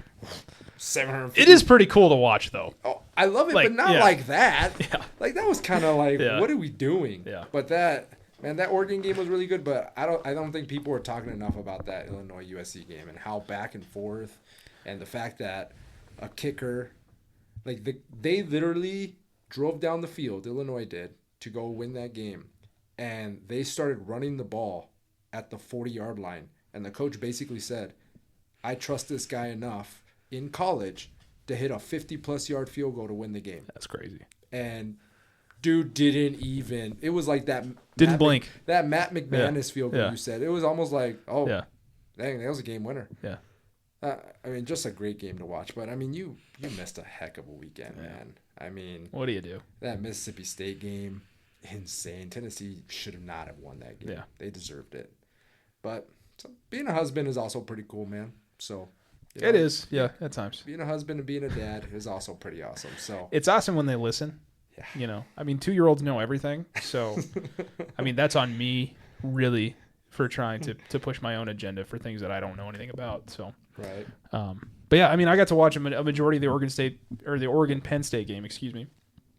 And one that was kind of interesting throughout. I would say, you know, obviously you go to 2 overtimes, it better be interesting, but kind of more of the same for Penn State. Really, I mean, just finding ways to lose big games and not do the things that they need to do in order to close it out. I would be very interested to see what Kelly had to say over it. Obviously, not the biggest Drew Aller fan in the world. He has so much hate for Drew Aller, but he tends to forget that team was down 17-3 in the fourth quarter. Yeah, and that guy brought him back. Yeah. Did he throw an interception to lose the game? Yeah, but man, the dude brought you back. Yeah. And I think it's more on the OC that he just wants to run the ball every play, and you got to open it up at some point, man. They know you're going to run the ball every play. Yeah. I think I noticed that a lot with some of these college coaches where they just kind of like they get stuck in the rut with the one thing that they want to do because they're scared of, you know, I mean, you just talked about it with the kicker, like how much trust do you have in this kid? Right. And they are kids. I mean, for all intents and purposes, they are kids. Like they're 18, 19, 20 years old at times. And yeah, it's I think that's what makes the game so interesting. It's like when we were talking, my brother's not the biggest college football fan, but it's like, what are the more interesting things that happen within the sport? And I think it is that. I think it's the fact that you have, man, a 20-year-old with 70,000 people in the stadium plus another couple million watching on TV trying to win these things. Yeah. Right? It's insane. You know, yeah. And a testament to Alabama. I think that's probably the biggest win in Kalen DeBoer's tenure at Alabama. I would say they held on and beat Georgia, good Georgia football team. I kept kind of waiting for the floor to drop out underneath them towards the end of that game, and it just never did. They just they held on for dear life. They did. So they played a good game. Yeah. I mean, Georgia beat themselves in that game. They should have won the game, but they beat themselves. People aren't talking much about that Indiana game, but Iowa don't know how they lost that game. They got an interception with 3 minutes left. And they had the ball at the 50-yard line going in. Good old Iowa. And then they got a whopping -3 yards on that drive. And then Indiana got the ball back and won. But just, what are we doing, Iowa? Like, can we just hire an offensive coordinator that can move the ball? Just once. That's not Iowa football. Poor defense. That is not Iowa football, and how dare you even mention it otherwise? That poor defense. Well, they thought Gronowski from SDSU, shout out, Gronowski was going to be the guy, but apparently he's worse than average after all. But they think that about every other quarterback that they bring in there, and they always end up playing defense and having a really good special teams, and they win 9 games. And I talk to diehard Iowa fans, and they're like, can't complain with winning 9, 10 games every year. I mean, you can. You can. So do you think it's because you go there and you just become a shitty quarterback? Or do you think they just recruit crappy quarterbacks? I think it's probably a mixture of both. It's been the same head coach there for how long? That dude runs ace formation. We're running zone left, zone right, PAP. That is what we're doing. It's the same guy. It is. Ferenc, I think it's his name, whatever his name like is. He's been there longer than I've been alive, I feel like. So, I don't know. But they just seem to be content with it. Yeah, but just that is an underrated game that people didn't watch. That was a great game to watch. Couldn't tell you the Ole Miss LSU game. I think the biggest headline was the fact that Lane Kiffin's daughter was dating the star middle linebacker for LSU, and of course the troll that Lane Kiffin is. After they won, he goes, "I got to go find Whit Weeks, see if he's gonna come over after this game or not." Mm-hmm. Like what an awesome father-in-law. Yeah. Well, yeah, I mean they must have a good relationship, so I mean that's good. Yeah, that's good. It could always be the other way around, right? Where he doesn't like him, and maybe he does it. I don't know, but yeah, I'm never sad to see LSU lose. So. It wasn't Brian Kelly's fault. I'll tell you that much. Oh, yeah, that's fair. Just kidding. Just kidding. Definitely his fault. So what I did, since I missed a majority of the games, especially for college football, is I went to ChatGPT. Ooh. And I asked ChatGPT to write me a story of what happened over week 5 of college football. So I present to you a new segment called Storytime with ChatGPT, entitled "The Week Chaos Came to Campus, a Week 5 Story." And I didn't write any of this, by the way. This is all AI. So it was a crisp autumn Saturday, the kind of day where marching bands tune up at 7 a.m. and somebody's uncle is already yelling Roll Tide at a Waffle House. Week 5 didn't walk onto the stage. It stormed in with fireworks and a half-empty energy drink. Chapter 1, Ducks Fly in Overtime. In Happy Valley, Penn State fans were white out loud, shaking the stadium like it was the epicenter of college football. And for 3 quarters, it looked like the Nittany Lions would win the night. But Oregon, in basically allergic to boring fashion, they crawled back, dragged the game into overtime, and then sealed it with an interception. The kind of play where everyone gasps, popcorn spills, and Penn State students are Googling emotional support therapy dogs near me. The Ducks win 30-24, and the country mutters, well, Oregon's back in the playoff picture. Chapter 2 is entitled Crimson Tide's Revenge Tour. Meanwhile, in Athens, Alabama showed up looking like they'd been embarrassed one too many times at a family reunion. Georgia fans were barking, but Ty Simpson threw 3 touchdowns, and Bama's offensive tackle caught a pass like a fridge on wheels rumbling downhill. The Tide win 24-21, and Nick Saban didn't smile, but he didn't frown in an Alabama that's basically pride. The resurrection of Illinois. After a week of losing 63-10 to Indiana, Illinois somehow summoned the football gods and took down USC 34-32 on a last-second field goal. Luke Altmaier went full Swiss Army knife, running a touchdown, and even catching one. And USC's defense, ? They looked like they were buffering. And Illinois fans tore down an imaginary goalpost in their dorm rooms, yelling, "We're back, baby." They are not. Ole Miss LSU in Chapter 4. In Oxford, the Rebels and the Tigers clashed in what looked like a country song waiting to happen. LSU, ranked number 4, came in swaggering, but Ole Miss quarterback Trinidad Chambliss, who needs his own Marvel movie, torched them for a 300-yard game. And Ole Miss won 24-19. Baton Rouge went quiet enough to hear a pin drop, or maybe just the sound of Brian Kelly rewriting his post-game excuses. See, even ChatGPT doesn't like Brian Kelly. Oh, man. Tennessee thrives on chaos. Tennessee and Mississippi State didn't settle their business in 4 quarters. No, they drug everyone into overtime because apparently the Vols believe every game should come with a side of cardiac arrest. The final, Tennessee 41, Mississippi State 34, and the Volunteers live for drama the way that college kids live for Taco Bell at 2 a.m. And lastly, the big picture, Chapter 6. What did Week 5 give us? It gave us Oregon, still playoff worthy and still dramatic. Alabama, angry, dangerous, and back in the hunt. Illinois, college football's version of a plot twist. Ole Miss, officially the rebel force of the SEC. And Tennessee, someone hide the defibrillators. Epilogue. By Sunday morning, poll voters were scribbling furiously. Fans were either crying into their tailgate coolers or calling in sick for emotional reasons, and everyone was already looking ahead to Week 6. Because the college football, a never-ending soap opera where every Sunday or Saturday writes another chapter in chaos. Oh, man. The end. That's pretty impressive. It is. It's not bad, right? How long did it take to write that, write it? Like all of 5 seconds. It wrote all that in 5 seconds? Super scary stuff. That's insane. Yeah, like pulls stuff from the internet, and it'll show you the sources and all the sorts of stuff that it pulls from. But some of that stuff, and I think the longer I haven't worked with it for very long, but obviously sometimes it'll pick up on your writing style or the way that you ask questions, and so it'll kind of try to tailor it towards the way that you write or whatever. But that's insane. It's man. Kind of freaky. I've used it one time to name our random Elfster Christmas list. Sure, yeah.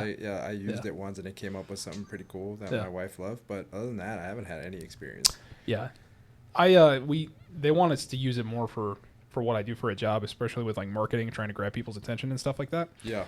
So I have used it a little bit more, but you got to be careful not to there are some people that I know that rely on it too much to the point where they're kind of getting dumb. for lack of a better way to say it, because it will. I mean, it'll basically you just use it and it won't allow you to use any of your own brain operating power. You'll just rely on it to come up with answers and stuff for you. But yeah, I thought I would try it this week and just kind of see what it came up with. But yeah, there was some things in there I'm like, that sounds like something that maybe we would say on here, especially about either Brian Kelly or So others. Funny thing about ChatGPT, the one thing my wife did do is she put a picture of our daughter and asked it what she would look like at age 17. Oh. So crazy thing you can do if you want to see it. Yeah. This is the picture that came out. Holy cow. That's crazy. Isn't that crazy? So if you're ever bored and have a good picture of your kids, all right, they can maybe show you what they're going to look like. Fair enough. That's weird. That's real weird. Lastly, college football wise, the Texas plays Florida, so that's fun. That'll be a nice little blowout there. Any given Saturday, Ryan. I just looking at this now, Vanderbilt, Alabama, I think is definitely one of the more interesting ones. Vanderbilt's sitting there at 5-0. Vanderbilt, who is usually just kind of the SEC whipping boy in every single sport that they play, has shown up this year. They're ranked 16. Alabama's ranked 10. I think this is for a cliche, and you're more of a college football guy than I am, but this is kind of one of those measuring stick games for them.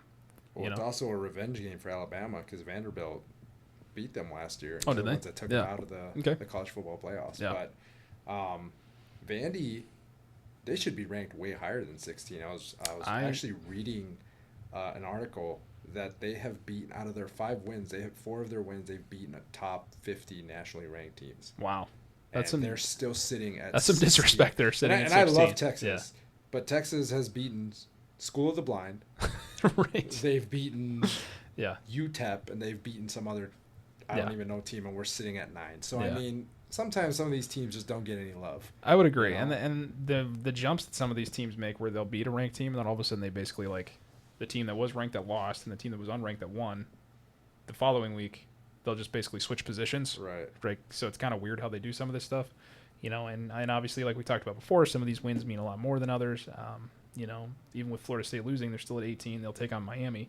So, I mean, if Florida State happens to beat Miami this week, what happens there, right? Yeah, they're right back in it, right? It's just like we talked about with Notre Dame. So, yeah, a lot of interesting stuff. I would say those are kind of, you know, if you just look at it from the optics of ranked teams versus other ranked teams that are playing, those are some of the ones that are that are definitely interesting for sure. But the one that doesn't have a ranked team, but I think is interesting based on the way that they played last week, it was going to be Texas A&M versus Mississippi State. Yep. I don't know. I know that you being a Longhorn guy, I have said it multiple times on this show. I think college football is better when Texas A&M and Texas are both good. I think that just really elevates everything, and especially now with Texas A&M for the last several years being an SEC team, I think it just adds to the hype of it, right? So, I agree. Nice little SEC matchup there. I've truly never been much of a Texas A&M hater. Really? As much of a Longhorn fan as I am, never really have been too much of a hater.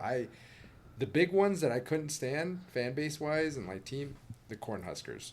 But I will also say that college football is usually in a better place when they're good. Too bad. Yeah, I think so. It's been about 20 years since they've been good. Yeah. I think since Ndamukong Suh maybe is probably the last time they were pretty good. Man, that's a name. But I'm saying that, I mean, that team has Patrick Mahomes' nephew on it, and it just, is it good? Is it not good? Yeah. Can they make a run? It'd be interesting. I mean, it's you know, and it's funny because I didn't get to post it last week because of reasons that we've already talked about. But Kelly went into a small rant as to why he doesn't like Texas A&M. Oh, really? And it's just strictly due to, oh my gosh, quarterback. Their quarterback now? No. Oh, Manziel? Yes. It's just strictly due to Manziel. And I'm like, so for one small stretch of period where he was winning a lot of games and being kind of a douche for sure. I mean, there's not a lot of people that liked him. Like, you have just written off the entire program. What did he not like about him? He didn't like his attitude. He didn't like the way that he played. It's the whole get off my lawn, old man, turn your hat around, quit putting it on backwards type of thing. Kelly and I go at it in the office all the time about that all the time. It's like, man, you got to let some of these kids have some emotion, man. It's not always just yes, sir, and then turn around and go do that. These kids got to have some kind of emotion. Well, and the argument that I made was like, Texas A&M screwed him out of a ton of money because this was before any sort of NIL stuff. Correct. They were selling number 2 jerseys in the Texas A&M merch store at the field, and he was getting none of it. Everybody knew who that was, and he wasn't getting any of it. So, I mean, I'm not surprised that he was signing things in shady deals in some sort of, like, hotel room and other things like that. And obviously, like, yeah, like, probably not the most upstanding guy for sure, but, I mean, I don't necessarily blame him for trying to get a little bit of extra cheddar on the side, too, basically being exploited like that. Well, I think Kelly, for the most part, is upset that NIL has completely both ruined and fixed college football at the same time, Yeah. right? With the transfer portal Yeah. and all the money you can give these kids legally, Mm-hmm. it's like it's fixed it, yet it's ruined it at the same time. Yeah.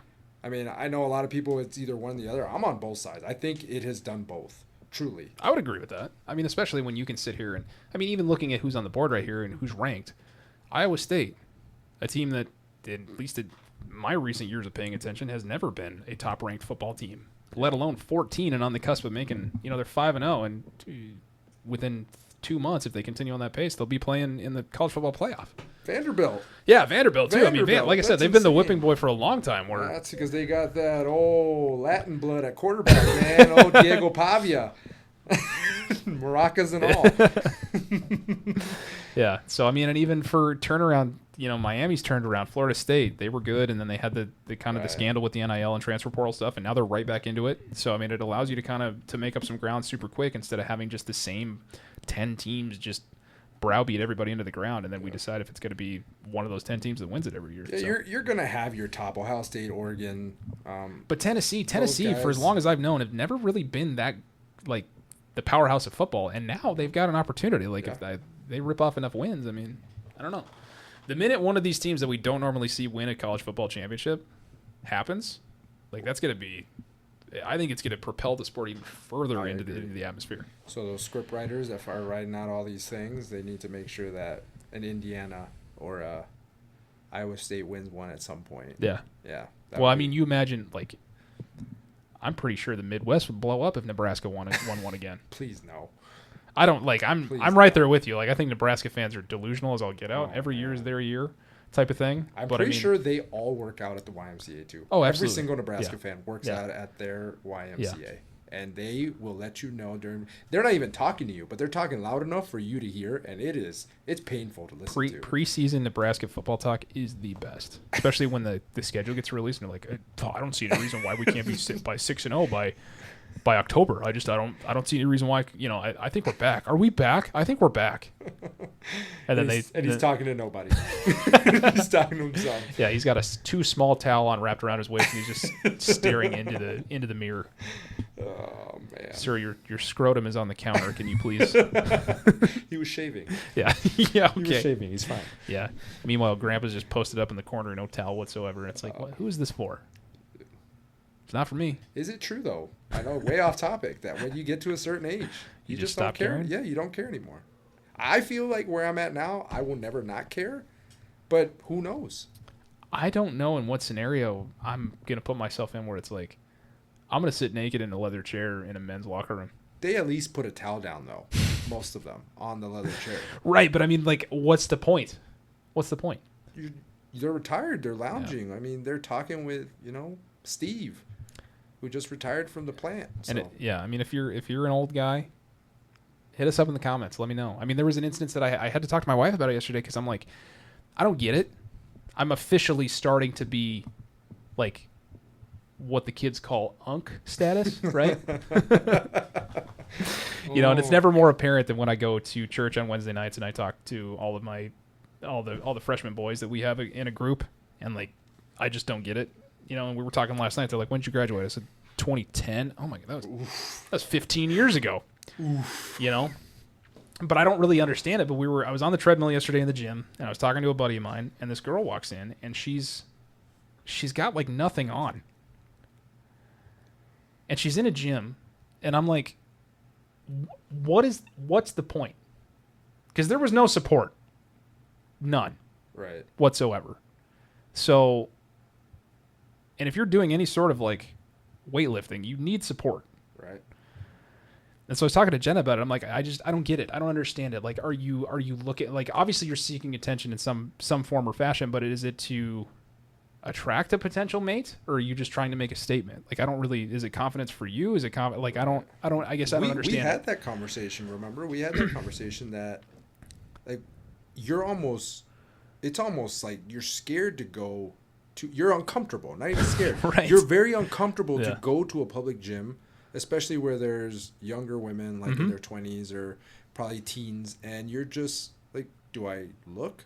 Well, I mean, do I want to look? Yeah, I mean, I don't know. It just puts you in a weird situation. Like, what is going on? Like, that can't be comfortable to wear. Like, you got to be self-conscious, yet oh, I'm a baddie at the same time, right? This person, this was fashion over function. It was not a functional workout attire. There's from head to toe? I mean, she had leggings on like everybody else does when they go there, but I mean, we're talking from the waist up, right? It was kind of like a crop top, tank top spaghetti strap thing. But then you get it sheen. Right. Yeah. But I mean, she needed the support that she did not bring with her. And I'm like, this is not, you're not facilitating what needs to happen here in order for you to like have a successful workout. Right. And maybe she thought a weightlifting belt might help. I mean, who knows? I don't know, but that wasn't happening. Who knows? But I'm with you. It is very uncomfortable sometimes. Well, it's curious. And I talk about it all the time. You've heard me talk about it where I'm like, you decided to wear that to the airport? Right. You decided to do this? Like, it's just, and whatever. Do your thing. But at the same time, that's the same person that's going to complain about somebody looking at them. Right. And I'm like, That's okay, like, are you looking for the attention or are you not? Like, I don't understand it. So like, I was trying to, and Jenna was like, I don't really get it either. Cause she's like, when I go work out, like she said that I want to look in the mirror and feel like I'm confident in how I look. Right. So she goes, I wear specific things to the gym so that I can have that confidence to continue to progress in it. And I'm like, oh, well, that makes sense. Yeah. But I mean, you're not, you're not going out there without any support whatsoever. Right. So, I mean, and I was like, she wasn't even lifting weights. She just hopped on the treadmill. So I'm like, it's very interesting. It's just a case study. That's where we live, man. That's just the time that we live in right now. Like, I would be deathly afraid if I went to the gym and I wore shorts that were like too short. Yeah. And it's like, did you sit in gum? Hey, oh no, that's just my scrotum. Sorry. Hey, can I talk to you for a second? Yeah. No, I get it. I get it, man. And it's we seriously had this conversation, and it's the crazy thing about it. I remember we talked about this about a month ago. I was like, I went, and everywhere I looked, it's like sports bra and like spandex that are just barely covering anything. Yeah. And you're like, you look because not for the reason that most women think we look. You look because you're just like, it's out of place. Yeah, you're almost like judging. Yeah. And I'm just gonna say, you're almost like, what the heck? It does look out of place. I mean, it's like wearing a chicken costume to court. Right. Right. And it's not that bad, but it just seems like it's like, what was your decision here? And that's fine. And listen, and if you're proud of the work that you put in and all that stuff, and you want to flaunt it, that's good. I'm just trying to comprehend, because I haven't been in the dating atmosphere for literally like 17 years. Yeah. So is this what people do now? Is it peacocking? I don't know. Yeah, fair enough, man. Yeah. It's different. It's different to me. Fair enough. Comment below if you think we're assholes, which you probably do, but it is what it is. I want to know if some of you women do dress like that, or even men. Yeah. They like to work out with their shirts off, but listen, if you do it in the gym, that's like, let us know. Like, that's a good point. Because what is the reasoning for it? On the other side of that is a good point. There was a dude there that was just working out in what this is going to be politically incorrect, but what I would call a wife beater. Where it was a very small white tank top that was not the appropriate size. Right. And so he's 2 inches away from slipping a nip, and he's doing the thing in the mirror and all this other stuff. And I'm like, gym culture is weird. It is. It's a weird place to be at times, and you're just kind of like, and because you do your sets and then you do your resting in between. Yeah, you have time to look around. I tend to kind of like do laps around the gym to get my steps in while I wait in between, and so there's just things that you see that you're like, that was an interesting choice. Or the old man in the chair in between sets that's about to fall asleep and just sits there forever and is like trying not to fall asleep because he's at the gym, and I'm like, dude, just go home. Yeah, but he's here. He made it there. I'm opposite. I'm a sweats for as long as people know me. I work out in sweats and long sleeve. Mm-hmm. Don't care when it is, how hot it is, how cold it is. That is what I work. Do people look at me something? Now I wonder. Do people look at me and be like, dude, that's out of place. Why are you lifting in that? Right? Like, should I be in a t-shirt? I don't know. Like, is that weird? I feel like I definitely feel like women have a harder. This is a much more like judgmental side of culture for women based on what they wear, because it's either like, oh, that's too revealing, or it's, oh man, you should probably wear clothes that fit. And I don't feel like that's fair. Men, I think, can get away with a lot more stuff when it comes to going to the gym. But I'm with you. It's usually shorts or like some form of like jogger and a t-shirt. Yeah, for sure. But I mean, whatever. I mean, do you? I guess. But it's just Kudos to you, man. Yeah. If we're looking, Yeah. we're not checking you out. Yeah. We're looking because we're It's like, oh, interesting. wondering Yeah. what's going on. Yeah. Case studies, right? Yeah. Let us know in the comments for sure. But I think that will do it for today. Thanks for sitting in, dude. I appreciate it. Yeah, thanks, man. Thanks Yeah. for having me. It was actually a lot of fun. I thought I was going to be a lot more nervous to talk, and I was going to be super shaky dude. and start yelling like this at some point, and then be like, "Oh no, wait." I suffer from voice modulation. No, it is a good time. I mean, there's a reason why like Kelly and I continue to do it, even though it's not like the main thing that we do, because it's fun to sit and talk. And you know, the old joke is like, how come guys can just sit in a room and just name old baseball players? This is the reason why. You can just sit in a room and you can just talk about the things that you witness because you really enjoy talking about it. So yeah, if you want to be a part of the conversation, it's a great segue. You can reach us at thearmchairauthority@gmail.com. You can also leave us a comment. Typically on the ones that we usually get to read are from Spotify. So if you leave one over there, we'll typically tend to try and read those. You can join in on the conversation on Kelly, who runs the Twitter page. I would put it lightly, or the Instagram page, which tends to be a little bit more active because I'm the one running that. So it just is what it is. Kelly's got a lot going on. Plus he's old. He doesn't really understand technology, so it's hard for him. It's like a caveman trying to figure out how to run a tablet. It's like a quarterback tough. Scrambling. Yeah, here we are. It's like not being able to understand that the quarterback position has evolved and it wasn't played the same way that it was played in 1998. So anyway, you can reach us over there. Those links will be tagged below in the description for both Instagram and Twitter. If you want some merch, I'm still working on that stuff as long as it doesn't get denied by the University of Texas. We're hopefully going to post some more stuff there, but that's over at tpublic.com. The link's in the description there so you can get your shirt over there as well. But outside of that, yeah, just continuing to enjoy the great fall weather. I'm going to go try to catch some fish tomorrow, which I'm pretty excited about. So weather should be good. And I'm waiting for hoodie weather to join in. You know, like, it's like that. It's supposed to be 90 tomorrow. It's like, what's going on here? I don't know, man. I hope it hangs on just a little longer. Yeah. I love the heat. Yeah. True. Although it is pretty depressing when I help, get the kids ready in the morning and it's like 6 o'clock and it's still dark outside. It's like, here we go. And it's 53 or yeah. 46. But it's gonna be right. 90 yeah. You got to go to work in a coat and then you got to come home in shorts. We love it though. But yeah, we appreciate you guys as always. But yeah, we will catch you guys next week. They know the game, but they're keeping it fun. Poking fun at the stats, they're second to none. From fantasy leagues to the locker room jokes, they got the edge no one's ever broke. They don't need a suit, they don't need